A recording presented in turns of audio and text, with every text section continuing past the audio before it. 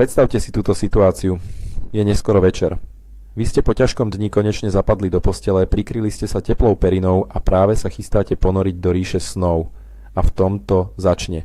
Najprv tiché šušťanie, potom zvláštne mňaukanie z chodby a nakoniec epický zvuk stoviek malých kopýtok, ktoré sa rútia naprieč bytom, ako by vašu mačku naháňal neviditeľný prízrak. Váš inak lenivý gaučový tiger, ktorý celý deň prespal ako knedla, zrazu ožil a mení váš dom na prekážkovú dráhu.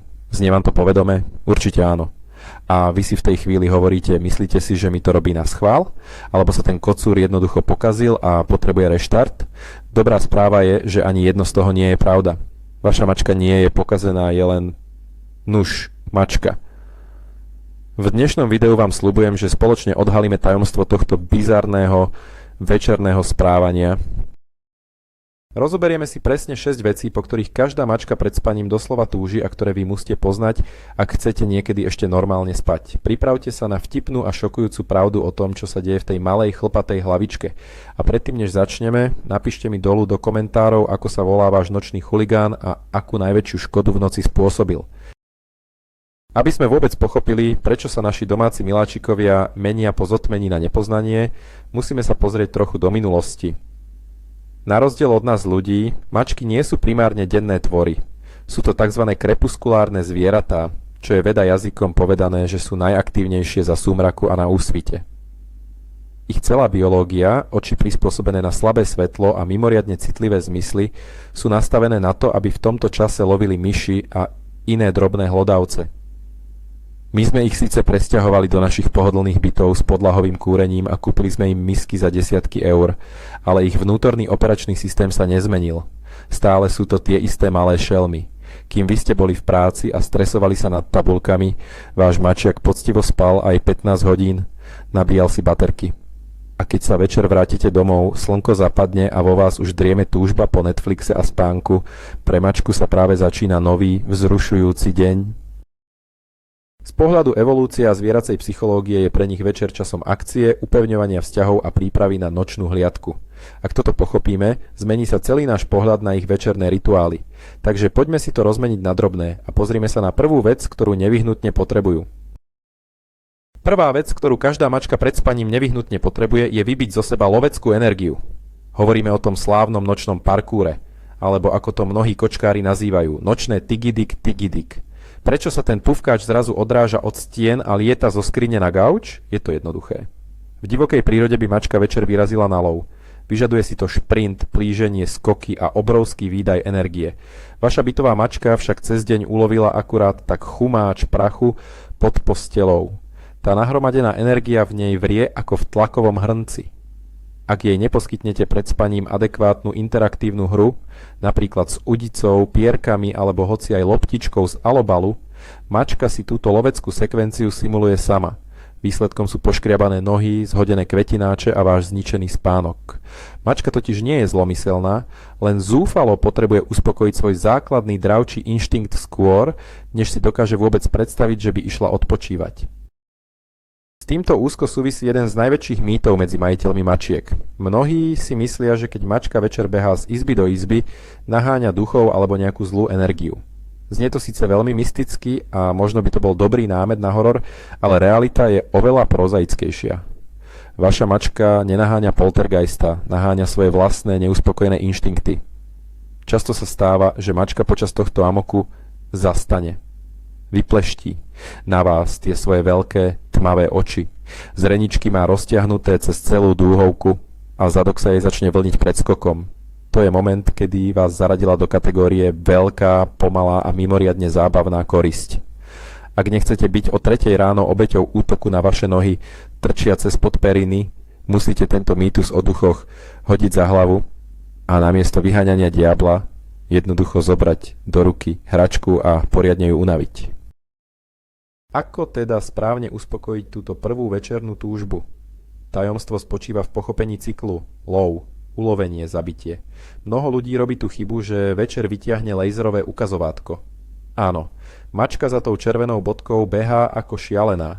Vy sa na tom výborne bavíte z pohodlia gauča, ale je tu jeden obrovský háčik. Mačka tú bodku nikdy nechytí, nikdy ju nezabije. Výsledkom je obrovská frustrácia. Mačka je fyzicky unavená, ale psychicky je extrémne nespokojná a napätá. A práve toto napätie sa neskôr v noci prejaví mňaukaním alebo škriabaním na dvere. Namiesto laserra použite hračku, ktorú mačka môže fyzicky chytiť do pazúrov, zahryznúť do nej a zabiť ju. Nechajte ju vyhrať. Až keď mačka pocíti triumf z ulovenej koristi, jej mozog vyšle signál, že prvá časť večernej šichty je úspešne za nami a môže sa prejsť k bodu číslo 2. Druhá vec, po ktorej mačky pred spaním priam šalejú, je neskorá nočná hostina. Spomeňme si na ten prirodzený cyklus. Mačka loví, chytí korisť, zabije ju a čo urobí potom? Predsa ju zožerie. V zvieracej ríši je po úspešnom love čas na doplnenie kalórií. Ak vaša mačka absolvovala večerné preteky, či už s vašou pomocou alebo bez nej, jej biologické hodiny jej hovoria, že je čas na jedlo. Toto je dôvod, prečo na vás mačka často upiera ten vyčítavý až tragický pohľad, aj keď už mala večeru. Chce tú svoju povestnú nočnú bodku za dňom. Malé jedlo tesne pred tým, ako idete do postele, pôsobí na mačací organizmus ako dokonalé sedatívum. Po dobrom jedle sa krv presunie do tráviaceho traktu, šelma oťažie, upokojí sa a začne sa jej chcieť spať. Je to presne to isté, ako keď my ľudia zjeme pol kila zemiakového šalátu na Vianoce a potom odpadneme na gauč. A tu sa dostávame k slávnej dráme poloprázdnej misky. Poznáte to? Idete spať, mačka začne srdcervúco mňaukať pri miske. Vy sa pozriete a vidíte, že miska je z polovice plná. Je tam jedlo. Ale váš chlpáč sa tvári, ako by nevidel granulu už 3 týždne a padá od hladu. Prečo to robí? Nie je to len rozmaznanosť. Mačky trpia niečím, čo sa nazýva únava fúzov, whisker fatigue. Ich hmatové fúzy sú extrémne citlivé nervové zakončenia. Ak majú hlbokú alebo úzku misku, pri jedení sa fúzami dotýkajú okrajov, čo je pre ne veľmi nepríjemné až bolestivé. Preto vyžerú len stred a okraje nechajú tak. Pred spaním teda vyžadujú, aby ste im buď dosypali čerstvé voňavé jedlo na stred, alebo tú starú kopu aspoň zhrnuli doprostred plochého tanierika. Až vtedy je ich rituál nočného krmenia uspokojený a môžu prejsť k ďalšiemu kroku. Mnohí majitelia, najmä tí, ktorí úzkostlivo sledujú váhu svojho miláčika, sa boja klmiť mačku tesne pred spaním. Žijú v omyle, že z večerného jedla mačka priberie, rovnako ako ľudia. To je však ďalší mýtus, ktorý musíme zbúrať. Mačací metabolizmus funguje inak. Pre nich je dôležitý celkový denný príjem kalórií. Nie to, či jedia o 5:00 po obede alebo o 11:00 v noci. V skutočnosti, ak mačke odopriete tento nočný snack, koledujete si o budíček o 4:00 ráno, pretože mačka sa zobudí na to, že jej škvrka v bruchu. A hádajte, kto poniesie následky? Vy. Odborníci na zvieraciu psychológiu radia rozdeliť dennú dávku potravy tak, aby malá, ale výživná porcia, najlepšie niečo s vysokým obsahom bielkovín, kúsok mäsa alebo kvalitná konzerva, ostala presne na ten čas, keď si vy idete umývať zuby. Zabezpečíte si tak dlhší a pokojnejší spánok pre vás oboch. Tretia vec na zozname mačacích nočných túžob je poriadna a hlučná očista. Cyklus pokračuje, mačka lovila, mačka zjedla korisť a teraz zo seba musí zmyť všetky pachy.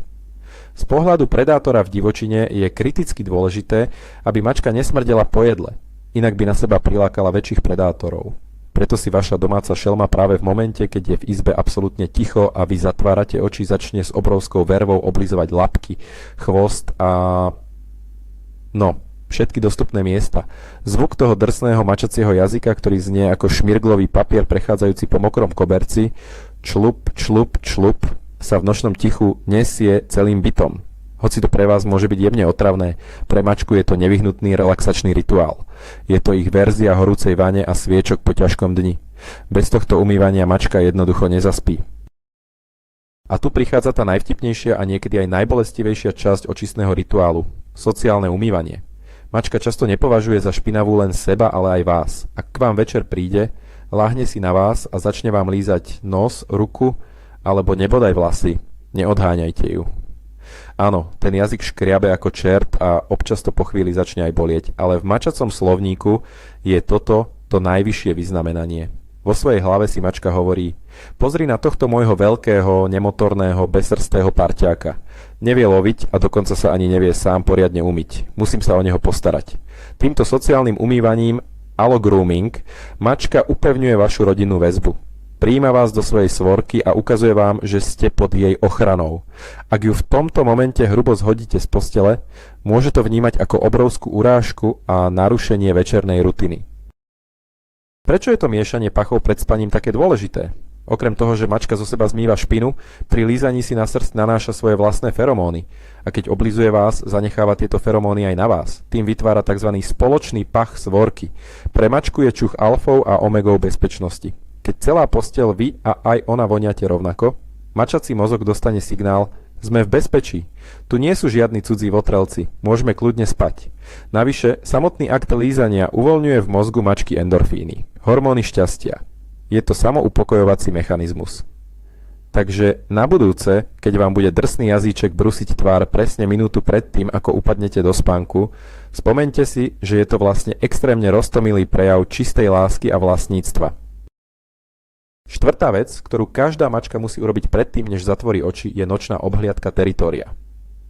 Možno ste si všimli, že predtým, ako si mačka definitívne láhne, ešte raz vstane a začne pomaly kráčať po byte. Nakúkne do kúpeľne, skontroluje temný kút v obývačke, zastaví sa a 5 minút uprene zíza na holú stenu, čím vás opäť trochu vydesí a občas dokonca oňuchá vchodové dvere. Čo to má znamenať? Opäť inštinkty. Váš dom je pre ňu jej teritórium. Aby mohla šelma pokojne spať a byť zraniteľná, musí si byť 100% istá, že do jej revíru neprenikol žiadny nepriateľ. Či už je to iný kocúr, alebo váš odložený vysávač, ktorý jej je už od prírody podozrivý. Táto kontrola jej dodáva pocit kontroly nad prostredím. Ak jej túto obhliadku znemožníte napríklad tým, že ju predčasne zavriete do spálne, bude nervózna a bude mňaukať pri dverách, pretože čo ak tam vonku na nás niečo číha? Súčasťou tohto teritoriálneho rituálu je aj slávne eskortovanie majiteľa na záchod. Koľkí z vás nemôžu ísť večer do kúpeľne bez toho, aby vás tam nesprevádzal váš chlpatý bodyguard? V mačacej mysli je vykonávanie potreby chvíľou najväčšej zraniteľnosti.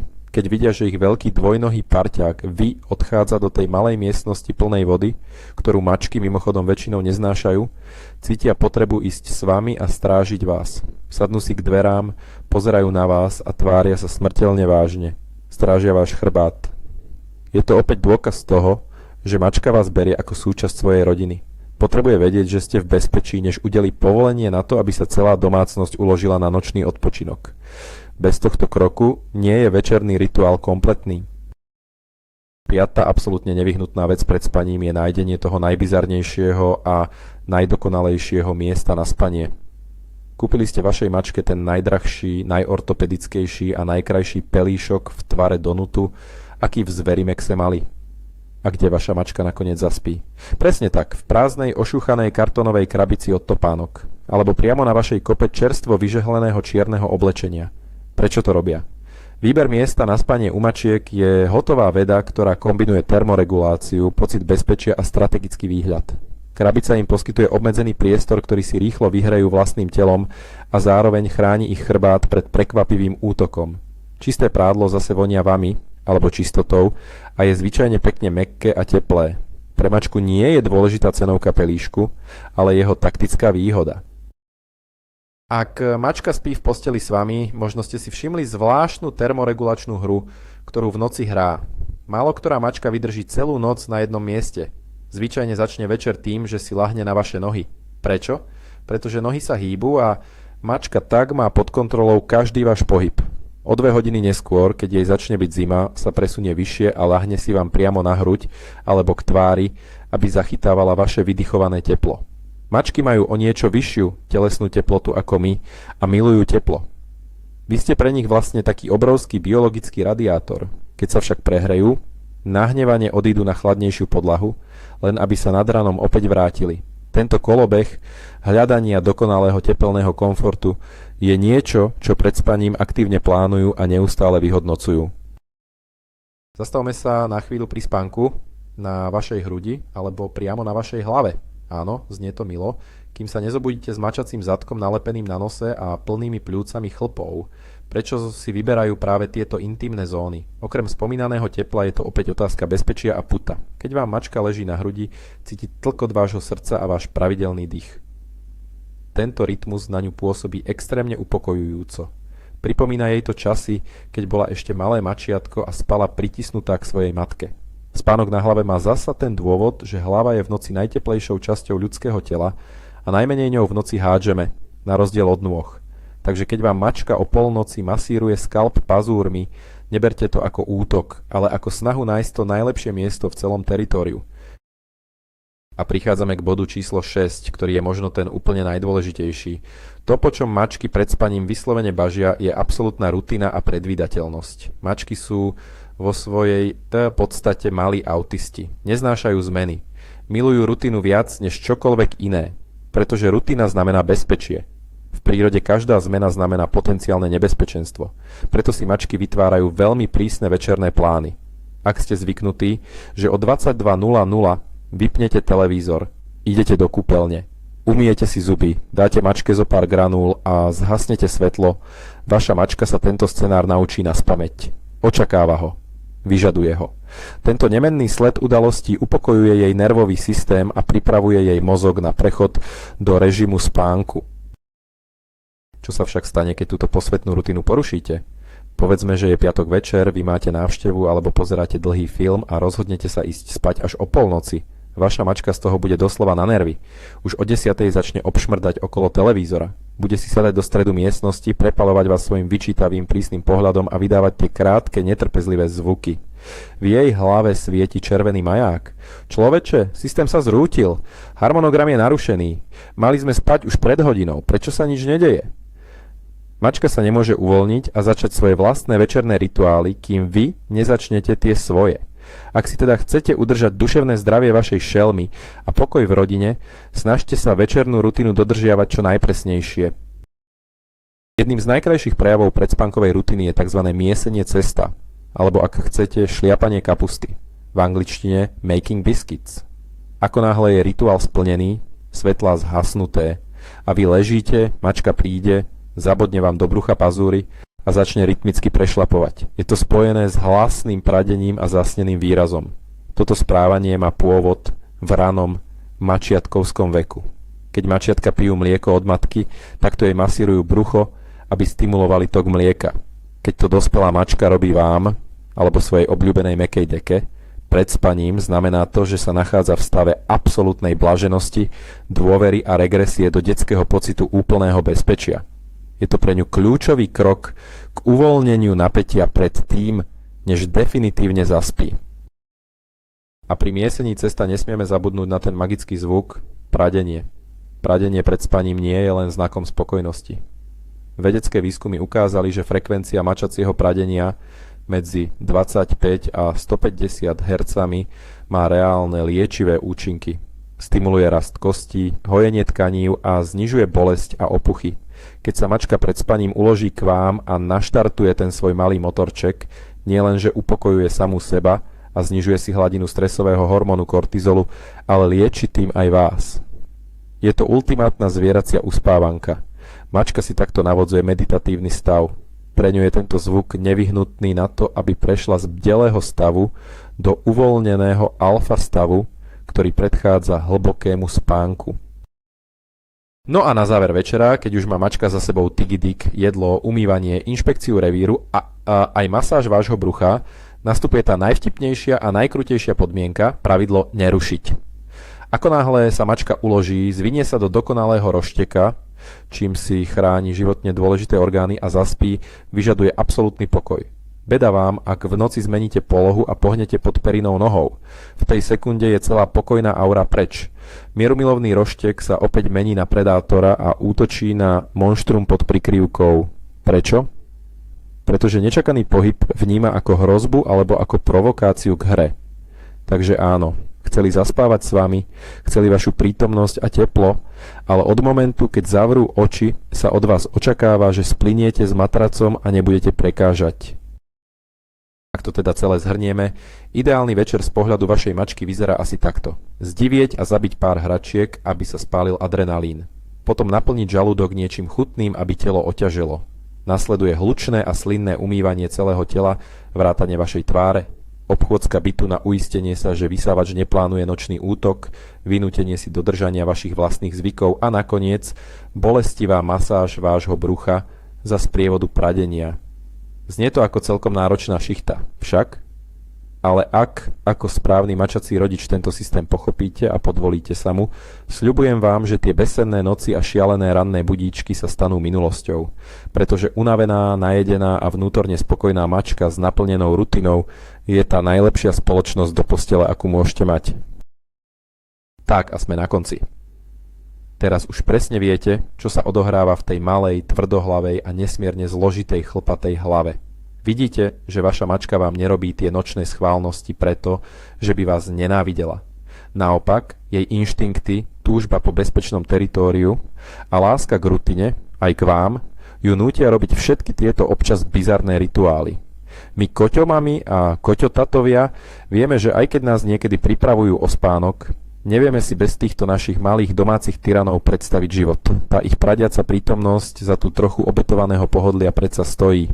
Ak vám toto video pomohlo pochopiť vášho miláčika, alebo ak ste sa v niektorých situáciách našli, určite stlačte tlačidlo like, prihláste sa na odber nášho kanála, aby vám neušli ďalšie tipy zo sveta mačacej psychológie a hlavne zdieľajte toto video s priateľmi, ktorí sa tiež sťažujú na nočné mačacie bežecké preteky. A na záver sľúbená otázka, kde najradšej a najčastejšie zaspáva vaša mačka? Je to vaša hlava, krabica od topánok alebo nejaké iné absurdné miesto? Napíšte mi dolu do komentárov, teším sa na vaše vtipné príbehy, vidíme sa pri ďalšom videu.